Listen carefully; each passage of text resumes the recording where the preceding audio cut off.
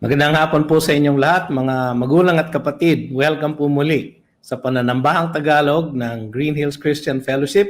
Ako po si Pastor BJ Sebastian. Doon po sa mga nanonood sa YouTube at Facebook o nakikinig sa DCAS 702, welcome din po sa inyo. Ngayon naman mga kapatid, tayo po ay sama-samang mananalangin bilang isang kapulungan. Tayo po ay manalangin. Ang sabi sa Psalm 10:17 to 18, O Panginoon, iyong maririnig ang nasa ng maamo. Iyong palalakasin ang kanilang puso. Iyong papakinggan ng iyong pandinig upang ipagtanggol ang mga naaapi at nauulila, upang hindi na makapanakot pa ang taong mula sa lupa. Tayo po ay manalangin. O Panginoong Diyos na makapangyarihan sa lahat, kayo po ang aming nilalapitan sa hapong ito. Pinupuri at niluluwalhati dahil kayo po ay tunay nga na dakila at tunay nga na dapat papurihan. Sa hapong ito ay nagpapasalamat kami, O Diyos, sa lahat ng mga biyaya at pagpapala na aming natatamasa mula sa inyong kamay. Marami pong salamat sa lahat ng mga probisyon na ibinibigay mong patuloy sa bawat isa sa amin, ang aming kinakain sa araw-araw, ang aming mga karamtan, ang aming mga panggastos. O Diyos, ang lahat ng ito ay nagmumula sa iyo at wala namang tunay na nagmumula sa amin. Kaya kami ay nagpapasalamat sa iyong katapatan sa amin sa lahat ng mga bagay na ito. Sa inyo rin nagmumula, Panginoon, ang gabay at pagpapala at ang paghihikayat sa amin sa tuwing kami ay nanghihina o nanlulumo o di kaya ay nalilito. Kayo po ang nagiging ugat ng lahat ng karunungan, Panginoon, at lahat ng gabay na aming natatanggap. Maraming salamat po, Panginoon, sa iyong salita na siya naming gabay sa araw-araw. Maraming salamat sa iyong pagpoprotekta sa amin.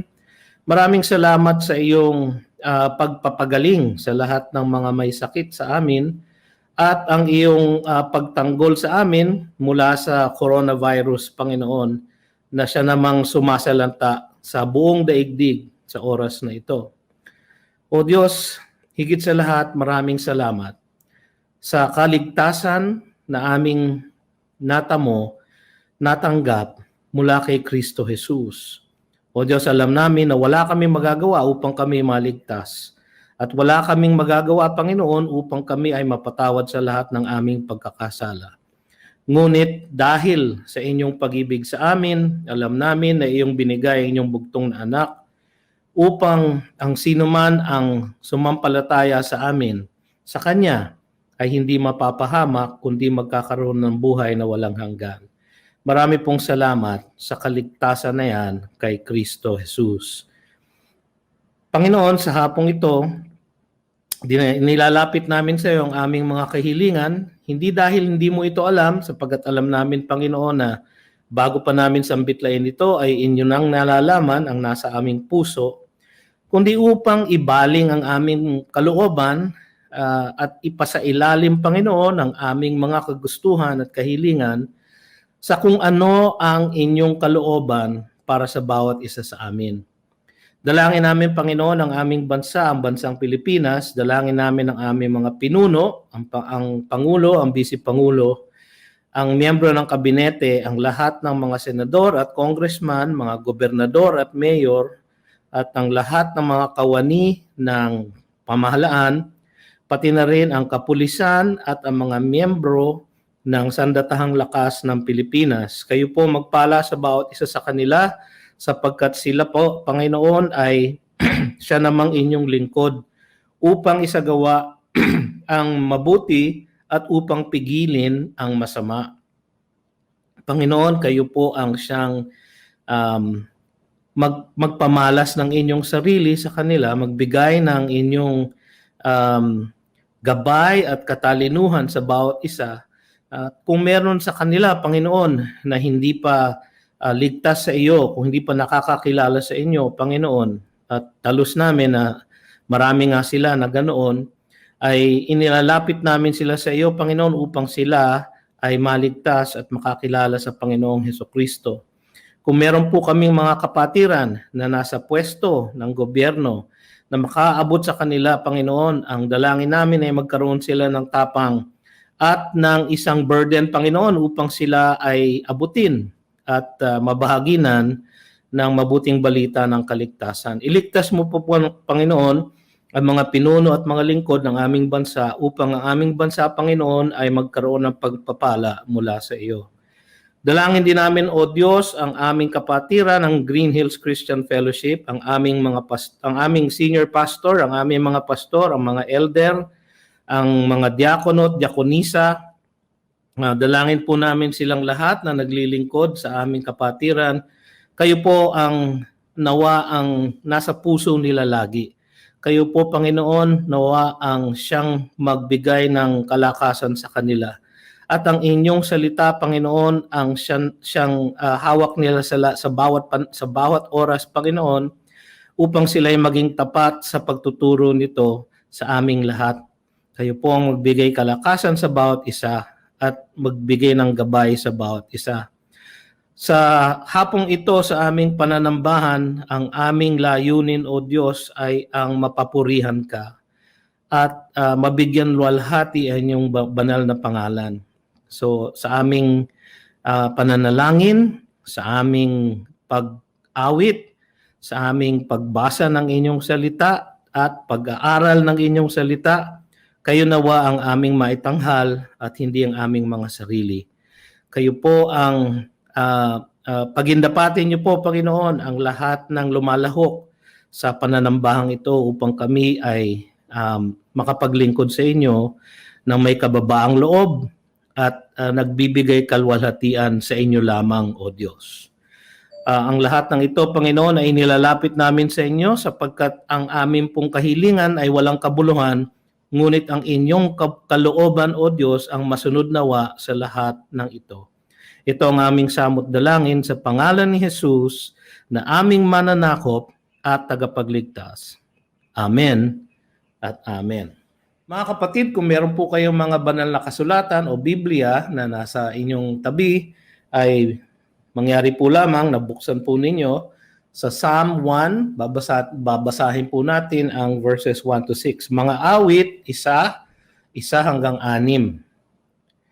Mapalad ang taong hindi lumalakad sa payo ng masama, ni tumatayo man sa daan ng mga makasalanan, ni umuupo man sa upuan ng mga manunuya, kundi nasa kautusan ng Panginoon ang kanyang kagalakan, at nagbubulay-bulay araw at gabi sa kanyang kautusan.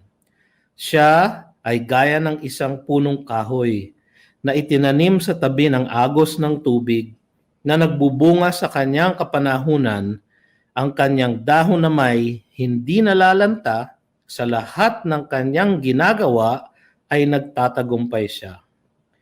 Ang masama ay hindi gayon, kundi parang ipang itinataboy ng hangin.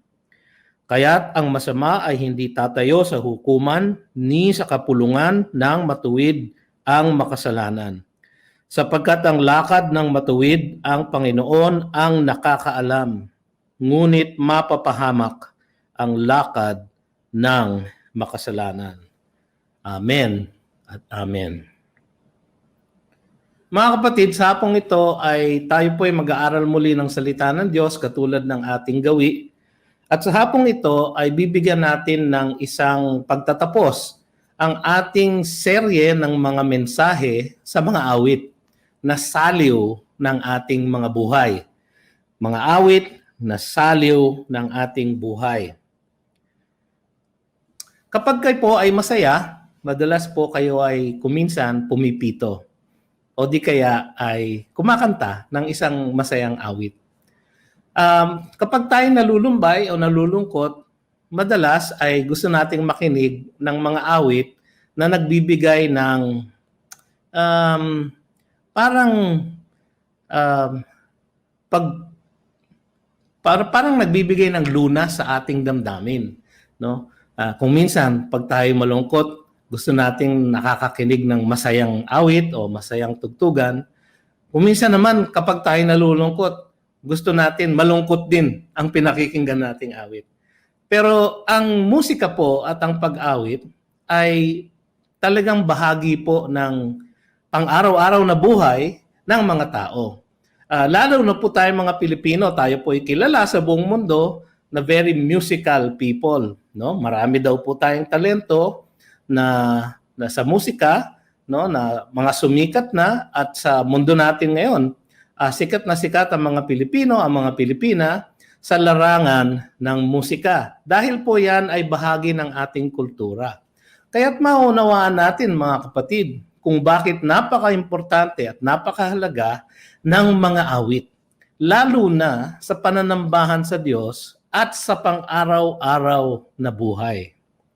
Sa mga nakaraang mga buwan ay binaybay natin ang mga awit ng Israel na naging inspirasyon para sa atin ng mga mananampalataya na kay Kristo sa kasalukuyang panahon. So kahit yung mga awit ng sinauna, no, matagal, libo-libong taon na po ang nakalipas, ay nagiging angkop pa rin sa ating mga buhay bilang mga mananampalataya. Sapagkat ang ultimate po na may akda na lumikha ng mga awit na ito ay wala namang iba kundi ang ating Diyos na magpakailanman at walang kapanahunan. Nakita natin sa mga salmong ito ang isang larawan ng buhay ng isang mananampalataya. Pati na rin ang kanyang mga damdamin at saloobin. Madalas yung pong mga salmista na naglagay ng mga awit dito sa aklat na ito ay kung minsan isinisigaw, ibinubuhos ang laman ng kanilang mga puso't damdamin. At nakikita natin kung anong kanilang hinagpis, kung anong kanilang hinanakit, kung anong kanilang kagalakan, kung anong kanilang kasiyahan dahil sa mga awit na kanilang inilathala sa aklat na ito. Bakas sa mga awit na ito, ang lahat ng aspeto ng buhay natin sa Panginoon. Ang pagpupuri sa Kanya, ang pag-awit ng may kagalakan, ang pagkalumbay sa buhay, ang pagkapit natin sa Diyos sa gitna ng paghihirap, ang pananampalataya sa Kanya sa lahat ng panahon, ang paglago natin sa ating buhay espiritual, at ang malalim na pananambahan sa ating Diyos. Tunay nga na ang mga awit na ito ay saliw ng ating buhay bilang mga Kristiyano. Sapagkat mayroong awit na laging angkop sa ating pinagdadaanan sa buhay na ito. Ang mga awit, ang aklat ng mga awit ay nakagrupo sa 5 mga aklat, 5 books, no? Psalm 1 to 41, 42 to 72, 73 to 89, 90 to 106, tas 107 to 150. Yan po ang 5 balangkas ng 5 aklat ng mga awit. Ang mga salmong babalikan natin ngayong hapong ito ay nagbubukas o nag-uumpisa ng bawat aklat. Maliban lang sa Psalm 150 na nagtatapos naman ng huling aklat at ng kabuuan ng mga awit. Makikita natin sa mga salmong ito ang mga importanteng tema sa aklat ng mga awit.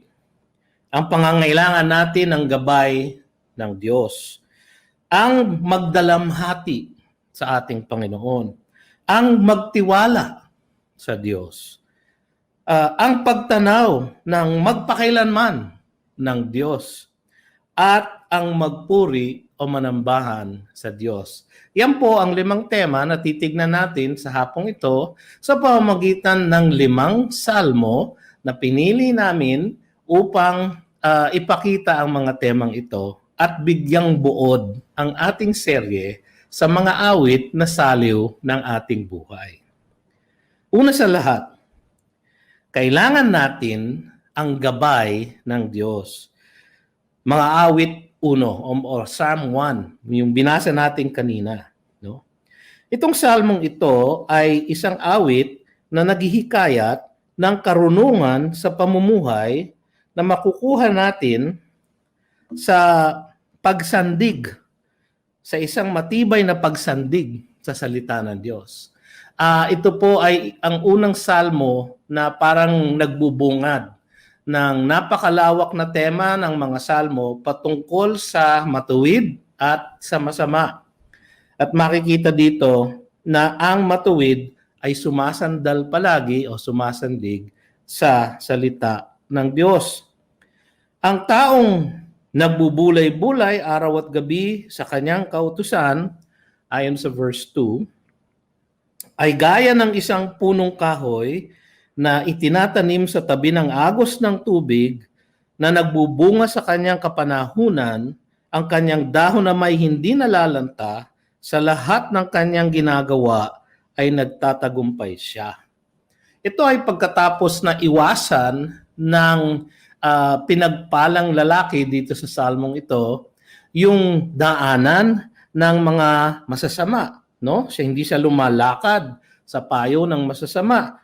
Hindi siya tumatayo man sa daan ng mga makasalanan o umuupo man sa upuan ng mga manunaya. Yun ang sabi ng salmista. Makita nyo, meron pong parang progreso. No? Nagumpisa siya sa paglakad, tapos tumatayo na, tapos umuupo na sa piling ng mga makasalanan. Ang mapagpalang tao, ang pinagpalang tao ay hindi raw ganito, bagkus ang kanyang sandigan ay ang Diyos sa pamamagitan ng kanyang salita. Pinapaalala sa atin ng salmong ito na ang lahat ng tao ay nahahati sa dalawang grupo, mga kapatid. Una, yaong mga may takot sa Diyos. Pangalawa, yaong mga walang Diyos sa kanilang buhay.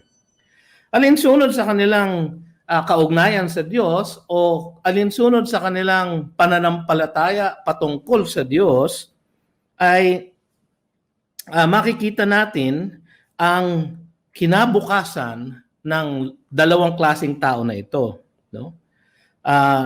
Yung pong una ay yaong mga makadiyos ay pagpapalain.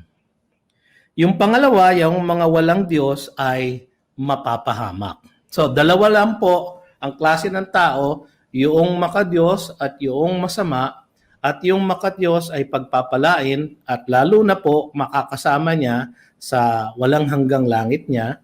At yun namang pong mga masasama o walang Diyos sa kanilang buhay ay mapapahamak at mahihiwalay sa Kanya sa impyerno. Datapwat ang pagkakilala sa Diyos at pananampalataya sa Kanya ang magpapasya ng kinabukasan ng isang tao. At ito ay makakamit lamang natin mula sa Kanyang revelasyon sa atin ng Kanyang sarili na sa pamamagitan ng Kanyang banal na salita. Paano ba tayo makakalakad sa daan ng Diyos? Ang nagsasabi po niyan sa atin ay ang Biblia. Nararapat lamang na itaguyod natin ang ating mga buhay sa Kanyang salita. Sabi yun po ni Josue sa Joshua 1:8 na kanyang ilalagay sa kanyang bibig ang salita ng Diyos sa bawat oras at hindi siya babaling dito, no, kahit na anong direksyon, sapagkat kanyang kakamtan o kanyang kakapitan ang salita ng Diyos at yun ang magbibigay ng kalakasan at ng tagumpay sa kanya.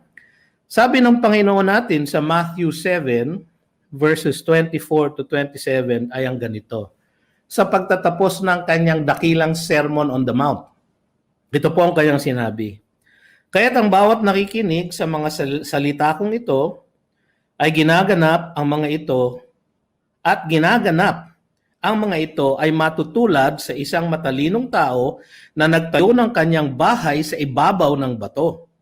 Bumagsak ang ulan at dumating ang baha, umihip ang mga hangin at hinampas ang bahay na iyon, ngunit hindi iyon bumagsak sapagkat itinayo sa ibabaw ng bato. Ang bato po ay ang salita ng Diyos at ang pagsunod dito.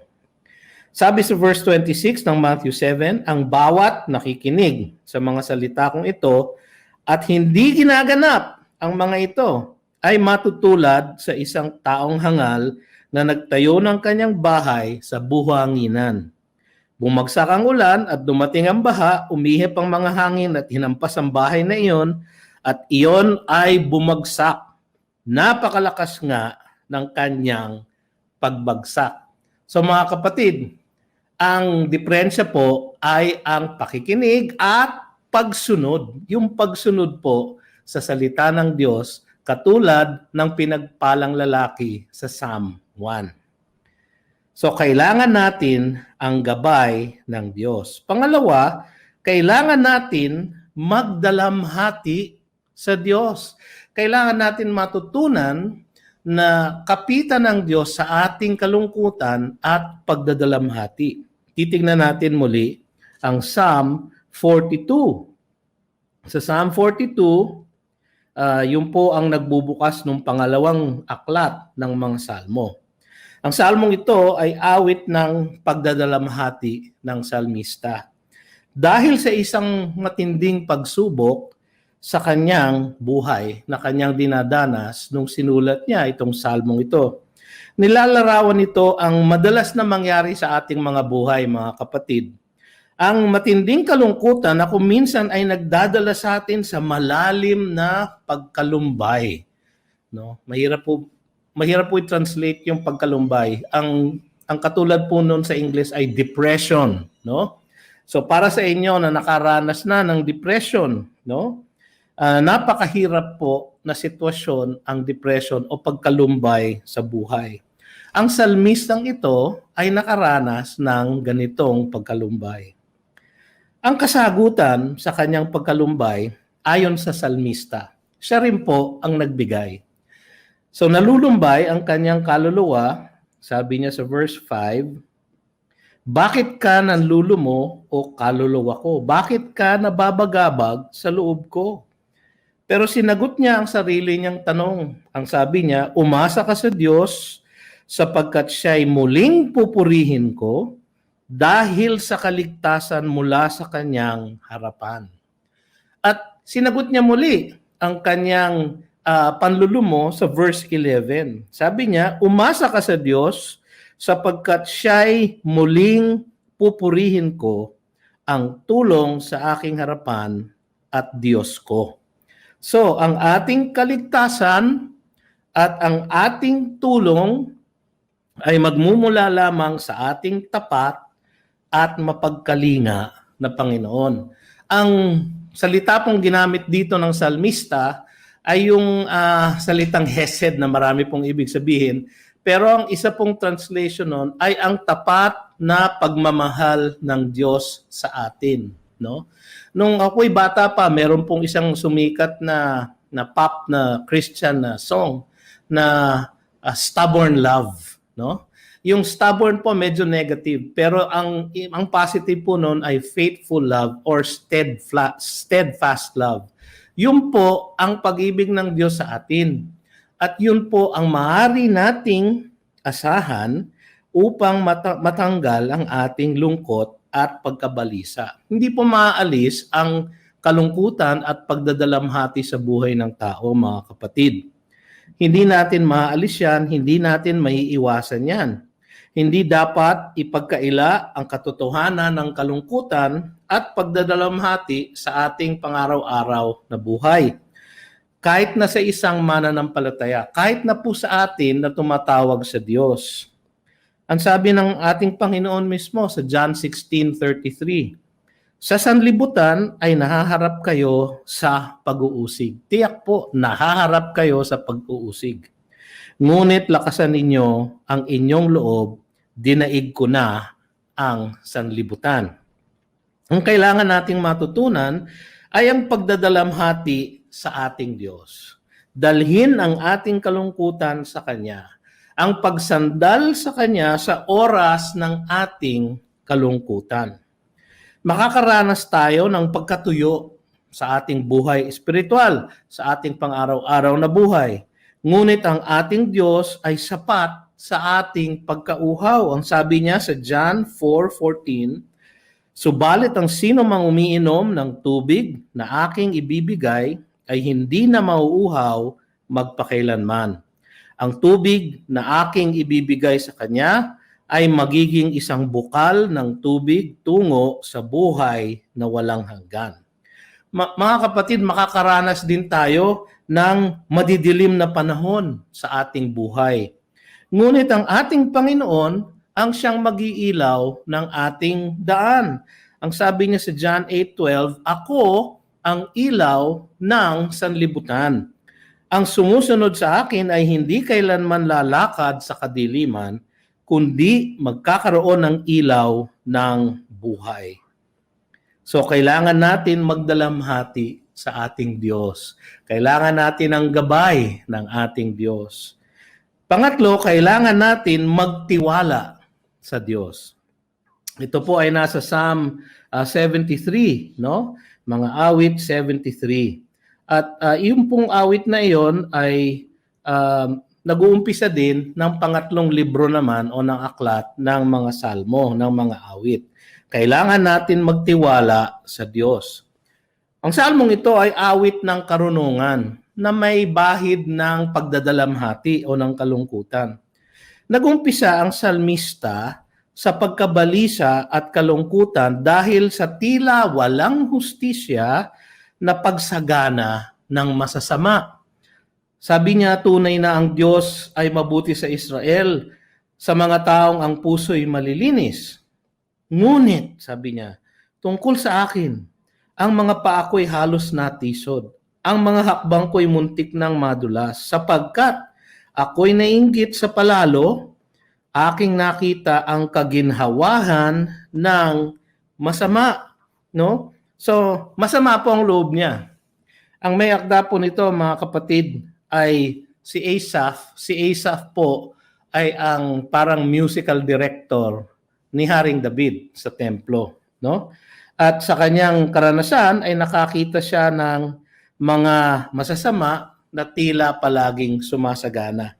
Parang hindi po bago yan sa atin, ano? Madalas po natin maranasan yan sa ating buhay. Na bakit yung kapitbahay ko na iyon na harangang kaluluwa at walang Diyos at palaging umiinom, maraming babae, palaging nagsusugal, ay parang hindi nagkukulang ang kanyang yaman at patuloy ang kanyang pagyaman. No? So nagtataka tayo, bakit para silang palaging malusog, tayo palaging masakit? Bakit para silang palaging busog sa kahit na anong pangangailangan nila, tayo palaging kulang? Nararanasan natin yan, mga kapatid, di ba? Dagdag pa dito, naramdaman ng salmista ang kanilang panlilibak at pag-uusig. Ang sabi niya sa verse 8, sila'y nanlilibak at nagsasalita ng may kasamaan, sila'y nagsasalita mula sa kaitaasan, sa yabang. Sa kanilang yabang ay sila ay pinagsasalitaan siya ng parang siya ay mababa. No? At ito ay parang naging pagsubok at pagdidisiplina ng Panginoon sa kanya. Yung po ang sabi niya sa verse 14, sapagkat buong araw ako ay pinahihirapan at tuwing umaga ay napaparusahan. So, nang nakikita niya ito, parang napakalaking pagsubok sa kanya at parang pagdidisiplina na rin. Sapagkat makikita natin sa katapusan ng Salmo na ito po ay pagsubok na ipinahintulot ng Diyos sa kanya upang matutunan niya ang katotohanan. No? So, masakit daw po yung pagsubok at yung pagdidisiplina ng Diyos na iyon. Madalas nating maranasan nga ito sa ating buhay, mga kapatid. Madalas nating maramdaman ang inggit doon sa mga masasama na parang patuloy lang ang pag-unlad at pagyaman. Aminin man natin o hindi, kuminsan, niyayanig ng mga ganitong sitwasyon ang ating pagtitiwala sa Diyos, sa Kanyang kabutihan, sa mga may takot sa Kanya. Kuminsan, nagrereklamo po tayo sa Kanya, bakit ba, Panginoon, ako ang sinusubok mo ng ganito, ako naman ay tapat sa iyo. Mga kapatid, mali po yung kaisipan na meron tayong ginagawa na nagme-merit po ng patuloy na pagpapala ng Diyos. Wala po tayo po ay makasalanan.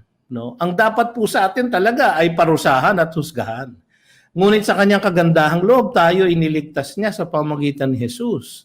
At ang katuwiran ni Jesus lamang na nakapataw sa atin, ang pumipigil sa kanya sa pagpaslang sa atin. So wala po siyang utang sa atin, mga kapatid. Wala po siyang utang na loob sa atin. Tayo po ay kanyang mga alipin na naglilingkod sa kanya sapagkat tayo'y iniligtas niya. Ngunit mabait ang ating Diyos. Meron pong solusyon, sabi ng salmista.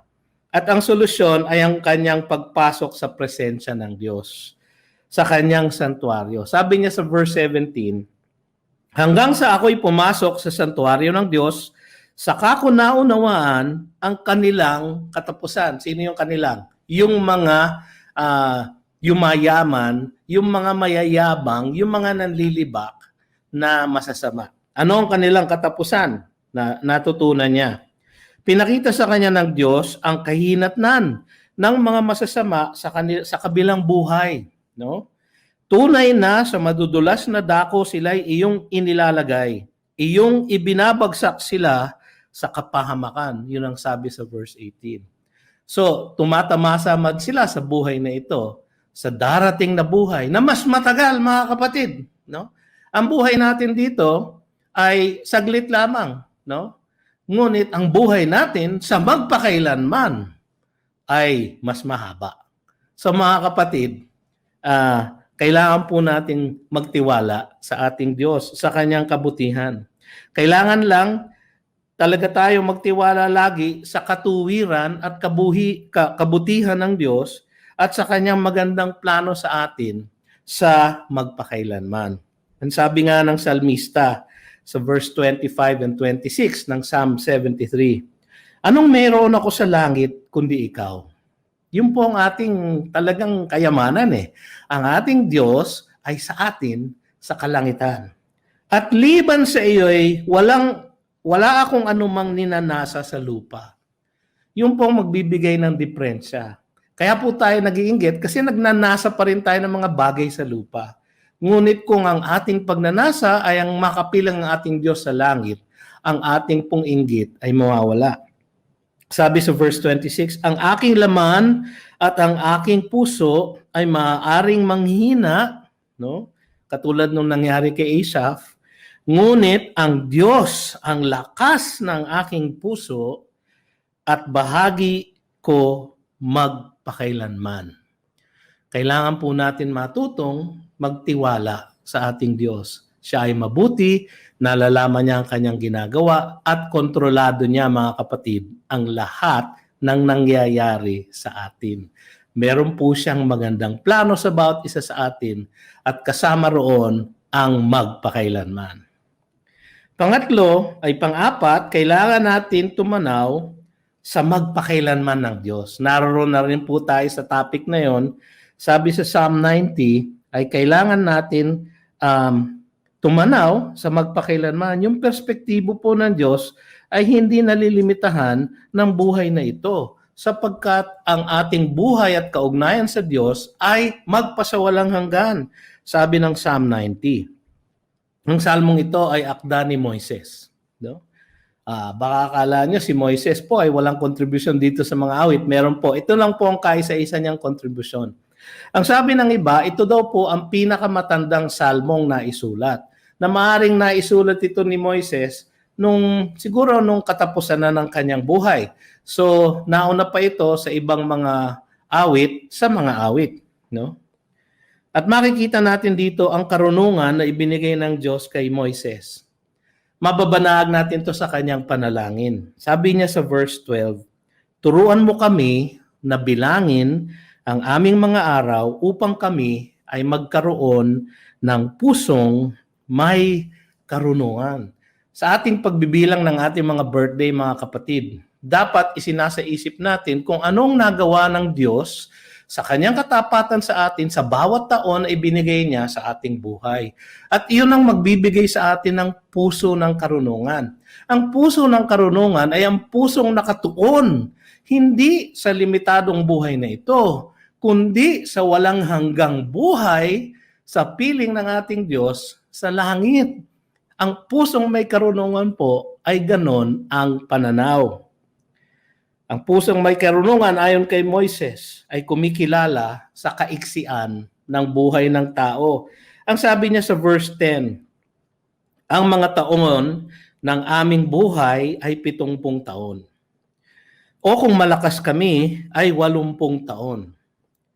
Ngunit ang mga ito ay hirap at kaguluhan lamang. Ang mga ito ay madaling lumipas at kami ay nawawala o namamatay. Sabi sa verse 10, mga kapatid, baka daw po 70 years lang ang buhay ng tao. Ako po ay magiging 60 na, no? Sa Hunyo ng taong ito. So kung 60 na po ako at 70 lang po ang haba ng buhay ng tao, 10 taon na lang po ako na maaaring maglingkod sa Diyos at sa inyo dito sa buhay na ito at sa aking pamilya. Kung ako naman ay bigyan pa ng panahon ng Panginoon at makarating ng 80, no? Aba, 20 years na lang. 60 years na po ang naibuhay ko, 20 years na lang po siguro kung ako ibibigyan ng kalakasan. Maaari naman po siguro akong bigyan ng Panginoon ng extra. Ang mga magulang ko naman ay lumampas ng 80. Pero mga kapatid, wala naman po sa control natin ang haba ng ating buhay. Wala yan sa ating, hindi po tayo ang may hawak ng mga araw natin. Ang mga araw po natin ay binilang na ng Diyos. Kaya sabi ni Moises, kailangan nating bilangin ang bawat na taon at ipagdiwang ng may kagalakan ang bawat taon ay binibigay sa atin ng Diyos at ganyan po tayo magkakaroon ng marunong na puso. Bukod sa maiksi ang buhay ng tao, wala pa itong katiyakan. Hindi natin alam mandala ng bawat bukas. Dahil dito, kailangan tayong tumanaw sa kinabukasan na hawak at kontrolado ng ating walang hanggang Panginoon. Kailangan nating matutong tumanaw sa magpakailanman na siya ang may hawak. Kailangan nating matutunan na nasahin ang Diyos kaysa sa kayamanan, kaysa sa kasikatan, kaysa sa kapangyarihan sa buhay na ito. At nasahin ang langit kaysa sa sanlibutan at tiyak na kapahamakan sa impyerno. Kailangan po mga kapatid, ang ating pagnanasa ay nasa kabilang buhay, nasa piling ng ating Diyos na magpakailanman. Kailangan tayong matuto na tumingin sa buhay na walang hanggan at mamuhay ayon sa ating matatamo sa magpakailanman. So kung magdidesisyon tayo sa buhay na ito, kailangan nating pagdesisyonan yung mga bagay na ating matatamo sa magpakailanman. Si Moises, mga kapatid, ay hindi nagtagumpay na makarating sa pangakong lupain. Alam po natin yan. Dahil sa karupukan ng laman, inutusan siya ng Diyos na magpagsalitaan ang bato para magkaroon ng tubig. Dahil siya'y nayamot sa mga taong Israelita na reklamo ng reklamo, imbis na kanyang pagsalitaan, kanyang pinalo ang bato. At dahil lamang po doon, no, ay hindi po siya pinayagan ng Diyos na makapasok sa lupang pangako. Kaya po sa Deuteronomy chapter 3 ay nangusap po siya, sabi niya, Panginoon, baka naman pwedeng payagan mo na ako makapasok. Ang sabi ng Panginoon, tama na, hindi mo na maaaring ulitin ang iyong kahilingan na iyan. Ikaw ay hindi makakapasok sa lupang pangako. Ngunit ikaw ay aakyat sa Mount Pisgah at makikita mo ang lupain na ipinangako ko sa mga Israelita. So katulad niya, marupok din ang ating mga paa at mabuay ang ating nilalakaran. Baka sa kanyang sinabi sa verse 11. Sa verse 11 po ay ang kanyang panghihinayang ay bakas na bakas, no? Makikita natin dito, sinong nakakaalam ng kapangyarihan ng galit mo, sabi niya. At ng iyong galit ayon sa pagkatakot na marapat sa iyo. Sinong nakakaalam? So para siyang nanghihinayang, para siyang naghihinanakit, no? At mga kapatid, ang Diyos naman ay naging tapat kay Moises, no? Makikita natin sa Matthew 17, sa Mount of Transfiguration. Sino ba ang nakasama ni Kristo doon?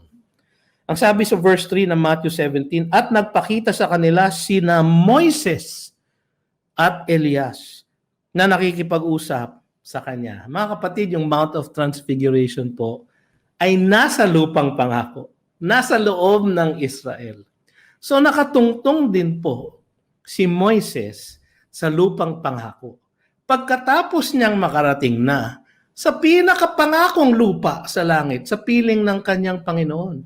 At nung siya ay tumungtong sa pangakong lupa ng Israel, ang kasama niya pong tumungtong ay ang ating Panginoong Jesus, na siya namang nagligtas sa kanya. Ganyan po sumagot ng panalangin ang ating Diyos, higit pa sa ating naiisip o ninanasa. Ang sabi niya sa verse 15, kami ay iyong pasayahin ayon sa dami ng mga araw ng iyong pagpapahirap sa amin. Yun po ang dalangin niya. Sabi niya, kami naman ay pasayahin mo sa dami ng mga araw ng iyong pagpapahirap sa amin at kasindami ng mga taon na ang kasamaan nakita namin. Ang dalangin niya, Panginoon, sana naman makarating din ako. At nakarating nga siya, kasama ng ating Panginoong Jesus. Matutunan nawa natin ang ipagkatiwala ang ating magpakailanman sa ating mapagpalang Panginoon. So yun po ang pangapat. Panlima, kailangan natin magpuri sa Diyos. Yun po ang paksa natin ng isang linggo sa Psalm 150. No? Nakita natin doon na ang Diyos ay kailangan nating purihin sa kahit na saang dako. Sa kanyang santuaryo man sa lupa, o sa kanyang kapangyarihan sa kalangitan. Sabi ng verse 1, purihin ang Diyos sa kanyang santuaryo, purihin siya sa kanyang makapangyarihang kalawakan. So kahit na saang dako, maaari tayong magpuri sa Diyos. Ang kanyang santuaryo sa lupa, mga kapatid, ay kung saan tayo na kanyang templo ng kanyang Espiritu Santo, kung saan ang bawat isa sa atin, kung saan tayo nagtitipon, yun po ang kanyang santuaryo. Sa hapong ito, nagtitipon tayo sa pamamagitan ng teknolohiya. No? Ngunit yung dakong yan ay santuaryo ng Diyos na kung saan tayo nananambahan sa Kanya. Pwede tayo magluwalhati sa Kanya, pwede tayong magpuri sa Kanya sa kahit na saang dako.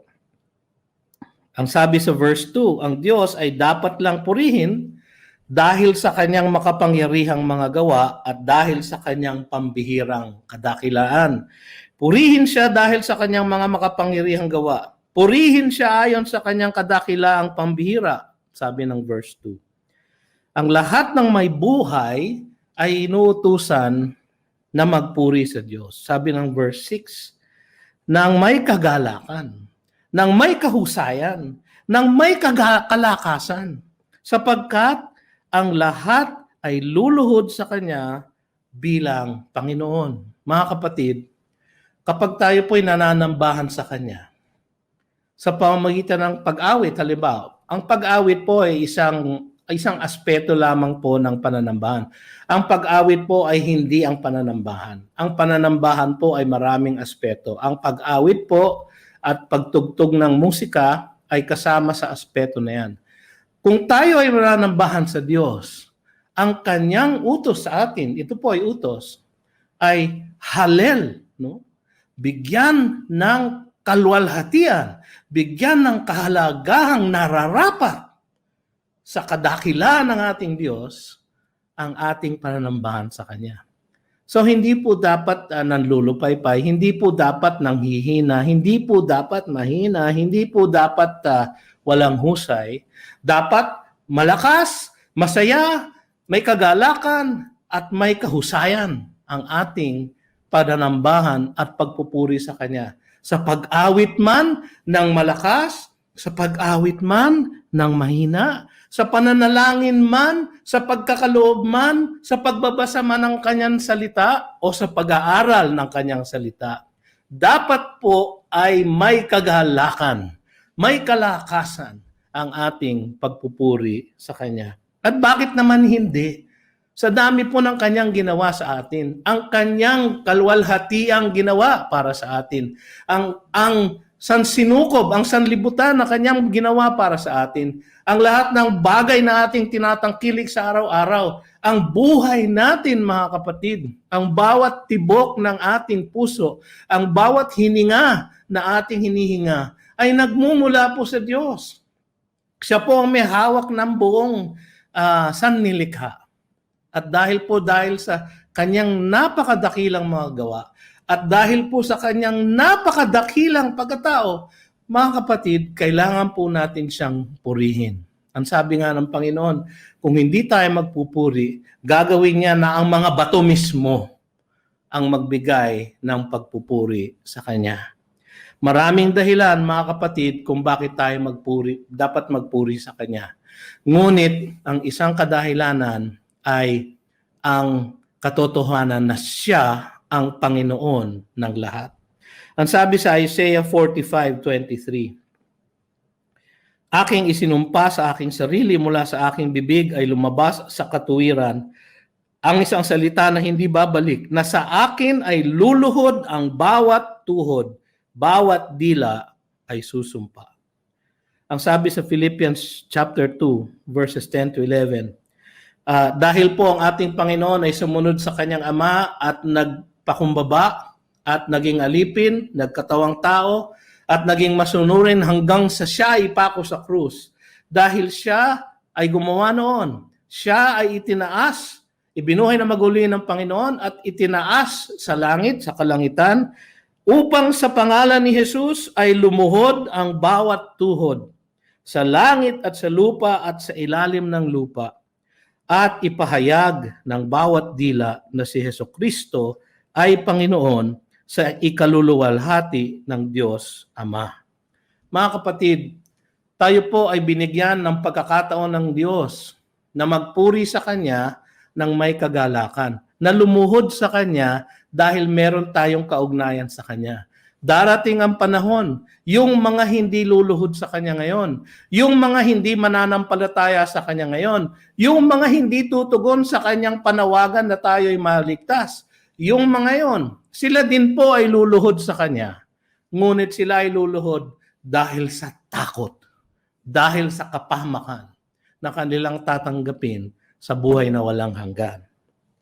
Ang magpuri sa Kanya ay karapat-dapat lamang, sapagkat tayo ay Kanyang niligtas sa kasalanan at kapahamakan, at pinangakuan ng lahat ng pagpapala ayon sa Kanyang kagandahang loob. Ang sabi sa Romans 8:32, siya na hindi pinagkait ang Kanyang sariling anak, kundi ibinigay dahil sa ating lahat, bakit naman hindi ibibigay sa atin ng walang bayad ang lahat ng mga bagay? Bakit nga naman po, mga kapatid? Bakit tayo hindi mananambahan sa ating Diyos na mapagmahal at tapat sa atin? Mga kapatid, inaral po natin ang 40 salmo o mga awit. Ang tawag po natin dito ay The Lord's Top 40. Ito pong serye na ito ay parang ipinagbili ni Pastor Luis pa nung siya po ay nabubuhay pa, at ito ay nilakip niya. At sabi niya, maganda sanang ma-preach natin to sa ating mga kapatid. At yung top 40 po ay siguro nababanag niyo kung saan nakuha po yung term na yon. Sapagkat meron po tayong mga sikat na kanta na ang tawag natin na America's Top 40. Ang ating Panginoon po, ito po ang top 40 na kanyang mga awit, at ito po ang pinakasikat ng mga awit sa mga awit. Pero mga kapatid, hindi po nagtatapos ang pag-aaral natin ng mga awit ng ating Diyos. Ang 40 ito na ating pinag-aralan ay pampagana lamang po. Pampagana. Umpisa lamang. Pampagana lamang upang ang pagbasa at pagbubulay-bulay ng mga salmo ay maging bahagi ng ating pang-araw-araw na buhay. Kaya po siya saliw ng ating buhay. Ang mga ito ay itinuro namin sa inyo upang matutunan ninyo ang tamang pag-aaral at pagbubulay-bulay sa mga awit na ito. ito po ay saliw ng ating pang-araw-araw na buhay. Datapwat mga kapatid, ang amin pong inaasahan ay inyong babasahin ang isang salmo sa bawat araw. Pwera lamang po siguro Psalm 119. Mahaba po yun, 176 verses. So medyo hatiin nyo po sa ilang araw. Pero mga kapatid, ang amin pong inaasahan at ang amin pong dalangin ay maging kaugalian ng bawat isa sa inyo. Ang basahin ang isa sa mga salmong ito sa bawat araw ng inyong buhay. 150 po siya. Siguro mga halos isang kalahating taon. At kapag natapos nyo na po, ang tanong siguro, Pastor, pag natapos ko na po, basahin ang lahat. No? Ano pong gagawin ko? Well, basahin nyo po ulit. Sapagkat ang balon ng karunungan ng Diyos ay hindi nauubos sa mga salmong ito.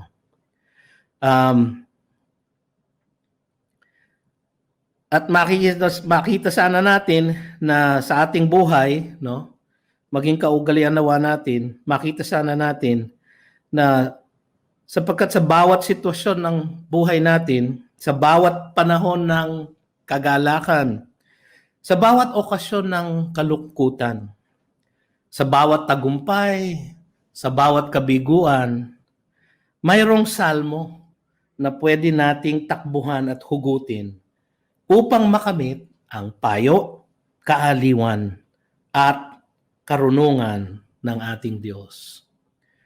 Yakapin natin ang mga salmong ito, ang mga awit na ito. Gawin nating pangsaliw ng ating buhay. Tayo po ay manalangin. O Diyos na makapangyarihan sa lahat, maraming salamat po sa mga salmong aming napag-aralan na at maraming salamat din po sa bawat araw na aming babasahin ang bawat isa sa 150 salmong ito. Maraming salamat sa bawat isa sa karunungan na inyong binitawan sa pamamagitan ng mga salmista na inyong hinirang upang sumulat ng mga awit na ito. Kayo po ang magbigay kaaliwan sa aming puso at katuruan sa aming mga diwa sa bawat isang salmong aming aaralin sa darating na mga araw. Nawa, Panginoon, ang mga awit na ito ay tunay nga na maging saliw ng aming mga buhay. Ito ang aming samot panalangin sa inyo sa pangalan lamang ni Jesus na aming mananakop at tagapagligtas. Amen at Amen. Tanggapin nawa natin lahat ang pagpapala at kagandahang loob ng ating Panginoong Hesukristo, ang pag-ibig at pagmamahal ng ating Diyos na makapangyarihan sa lahat, at ang pakikipisan at paggabay ng Diwang Banal mula ngayon at magpasawalang hanggan. Sa pangalan ni Jesus, Amen at Amen.